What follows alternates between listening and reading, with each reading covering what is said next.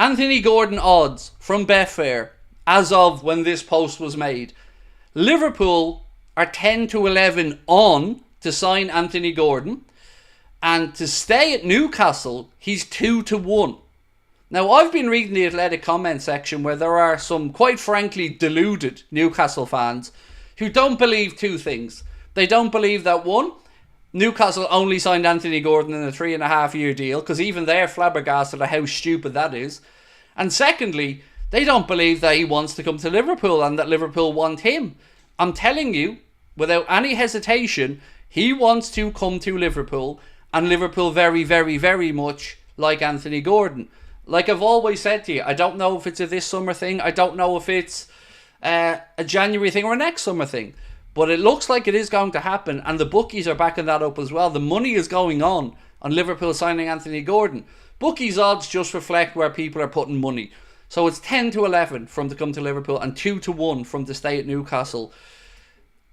That's unusual. For you to stay at your club to be that low, to be 2 to 1 against, that tells you something. I don't think, like I've said, and you know, credit where it's due, I've told you all summer, this is not going to go away. But it still hasn't happened yet. Harry, how are you, my friend? Said, I can see a centre-back and a 6, maybe Gordon, if Newcastle sell. Again, on Anthony Gordon with Newcastle. He is now 22 months left, 23 months left on his Newcastle deal. And remember one thing.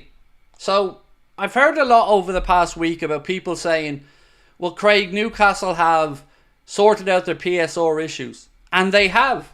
Of course they have. But everyone's forgetting one important thing. Remember Newcastle, and I can't remember which person at the club it was, but it was one of their senior executives, said and quoted Liverpool that they may have to sell a prominent player, so take one step back to take 2 steps forward. And they spoke at Liverpool as an example, Felipe Coutinho bringing in Alisson Becker and Virgil van Dijk and whatnot, and how we did that to move forward. So I think Newcastle fans are kind of a bit la about that at the minute and forgetting selective memory on that stuff. Gordon wants to come to Liverpool, and yes, of course Newcastle will offer him a new deal, but will he sign a deal that doesn't have a release clause in it? Will he sit tight and know that Liverpool are going to play the waiting game as well?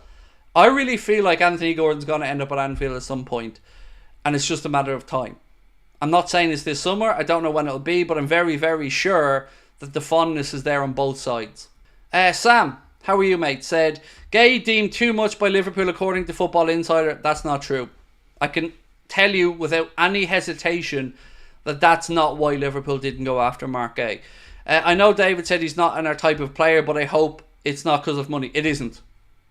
Look, I don't have any interest in sticking up for FSG about not ponying up the dough. You know me. Where's the money, John?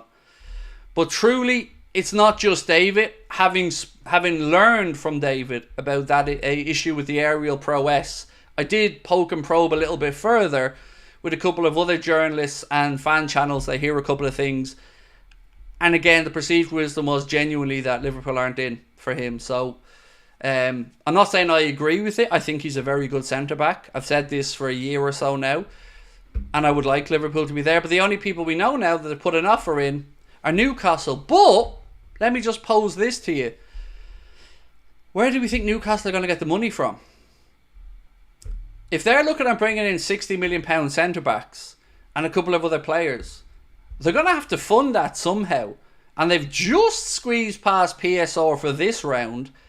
But, you know, these things are evaluated in 3-year cycles, and every year again they've got to make those numbers stack up. So I still feel Newcastle are going to sell one big player.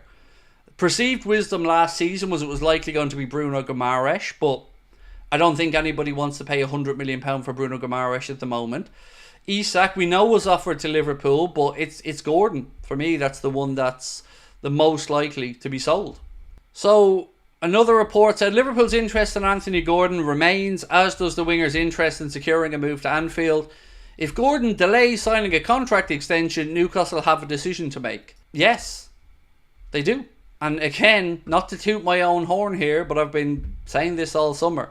I know people didn't want to believe it because maybe they didn't think he was good enough, but here's something interesting. In Liverpool last night at the live show, so one of the things I do at the live shows to gauge people's reactions, I get them to put their hands up in the air. So I say, put your hands up if you think Anthony Gordon will be a good signing for Liverpool. And we had a really good mix in the crowd from young people, you know, kids, teenagers, all the way through to 50, 60, 70, 80-year-old men and women who were there last night at the show. And I don't think I'm exaggerating when I say 85% of that audience wanted to sign Anthony Gordon. And I've always said I can understand it, because he'll run to a brick wall for Liverpool. It's the club he grew up supporting. So, yeah, I think this one is the only thing I feel confident about a potential move happening. The rest, I just don't know at the minute.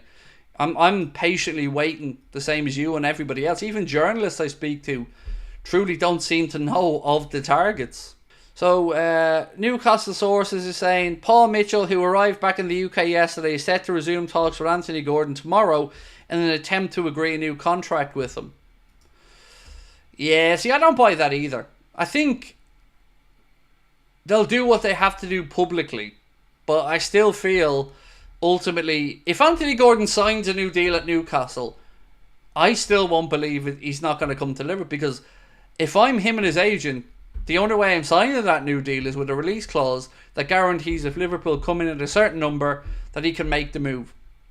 Honestly, I can't see him and his agent signing a deal that doesn't say that, because I know that fondness is there from both sides, from Liverpool and from Anthony Gordon.